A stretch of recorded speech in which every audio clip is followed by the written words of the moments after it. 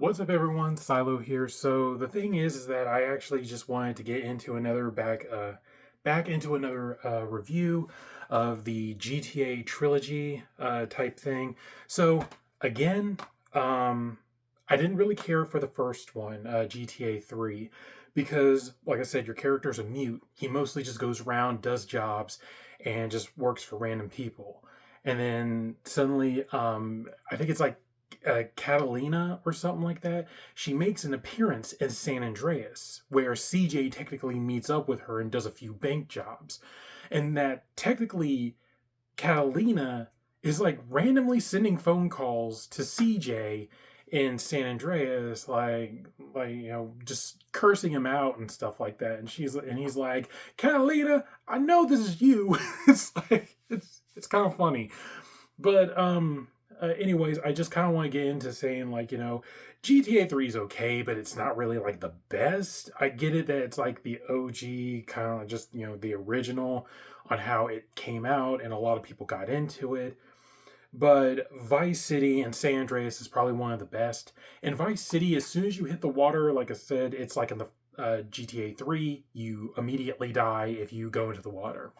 They didn't include swimming until San Andreas because CJ can technically swim. Even though it's weird because you come across, and I think that's practically what it is when you get to a certain scene when you're working for Wu or the Chinese gang dude, the blind guy, because like you're both playing a video game and he's like, are you good in the water? Like, can I swim? And he's like, no. And he loses to the game, and I guess like that's supposed to give you an idea, like, oh, you're supposed to go to the water and you're supposed to increase your lung capacity or something like that. So obviously CJ is the only one that can swim out of any of the GTA characters. Well, except until it started to get to GTA 4 and GTA 5, where the characters can now swim more. And San Andreas, CJ. But anyways, I'm only including that Vice City and San Andreas is probably one of the best ones I played. The best stories that involve doing missions and such. Even though that Vice City doesn't really give you too much information about when you take over the mansion and the cowboy guy is like, he's like, hey, property, you need to start buying those. So when you do the property, like you start buying certain areas and stuff like that, you do like little small side missions before after doing those little side missions and buying properties, that the story continues. So after that from Vice City, then you go into San Andreas. Uh, San Andreas is it's a bigger map. There's more characters, there's more missions, there's more stuff to do. So yeah, it's a bigger map. Unlike the other two, are a little bit more smaller. So again, I actually think that if you were ever to play GTA, any of the games, Vice City and San Andreas, I do actually recommend of playing because they are fun. Plus, you can actually look up online, and I know I mentioned this in my last video, is that you can actually look up the cheat codes uh, for for both of them. You just put in like San Andreas Switch cheat codes or Xbox or PlayStation, depending upon which one you ended up buying this on. It looked like between of San Andreas and Vice City, the graphics look really good.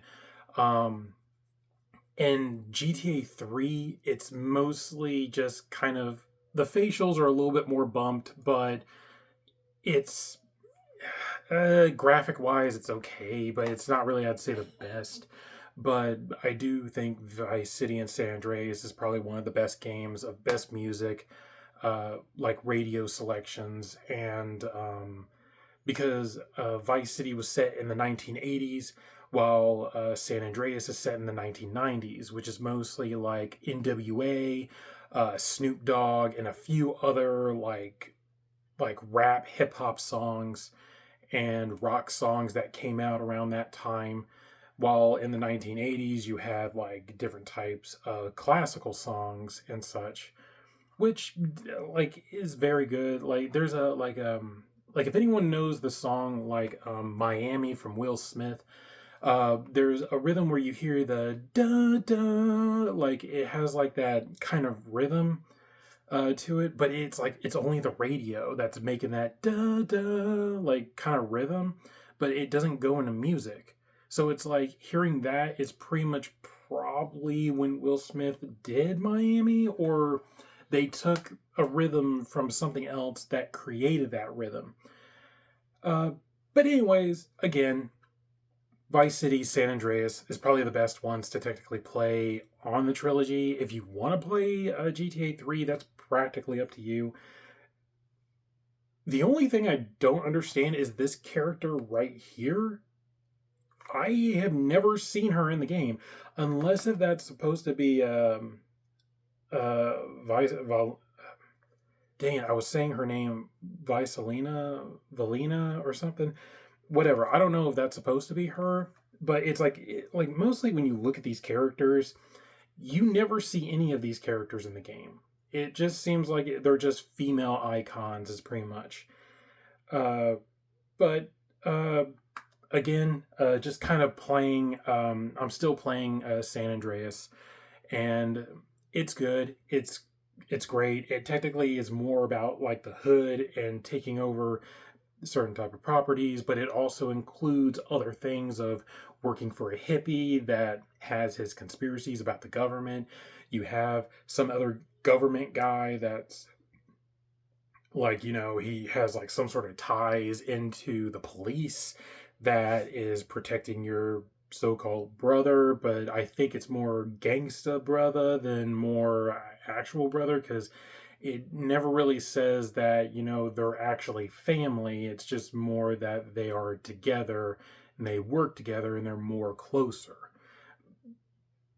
Plus, he ends up saying something about like his sister, but also knowing that in the beginning, when you go back to in San Andreas, when you're coming back into Los Santos, knowing that technically your brother, your younger brother, ended up dying and your mother ended up dying. So they think that either someone has killed them, something has happened, but so forth. That's all I could technically give you at this moment, or either way. But I think I practically say, like, this is actually my final video for my thoughts on the 3 GTA games that you could play on the trilogy. If you have, well, I don't know about Switch 2, but it works and it looks great if you have an OLED, like a Switch OLED. I don't think it would look that good if you have the original Switch, but if you have a Switch OLED, because the screen's more brighter, it's a little bit more wider, but it looks good even when you're just playing it handheld. It doesn't look junky or anything. If you grew up around playing the PlayStation 2, you would probably get used to those graphics. You would get used to that type of design and that type of look, even though if the characters are slightly bumped, where there's a little bit more detail in their faces and a little bit more detail on certain things. I mean, even when you're like driving past certain things, you can see the reflections on the cars. So that's actually a good detail that they put even into the Switch itself, and probably into the consoles of Xbox or PlayStation as well. So yeah, that's pretty much all I got for you guys right now. Thank you guys so much for listening through this little 3-part of me explaining of my thoughts about GTA 3, Vice City, and San Andreas. So there is a new game that has came out that I did buy recently. I might live stream it today, or I might live stream it tomorrow.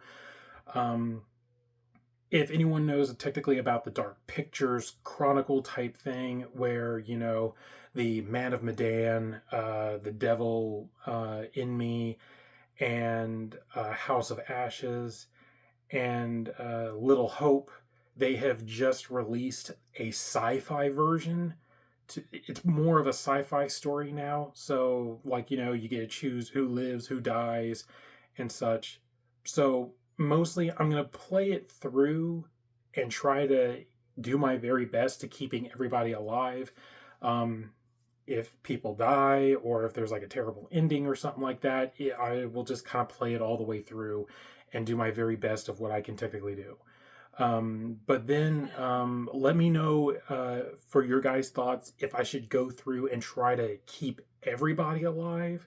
Because usually you're going to have to if you want a, like a Xbox or a PlayStation achievement. Because technically I realized that when I went back and I ended up playing uh, Until Dawn, that I have pretty much gathered almost every type of trophy and I'm at pretty much 100% in the game. But I think for the last trophy that I need is that everybody needs to die, is pretty much what it is. Everyone just needs to pass away.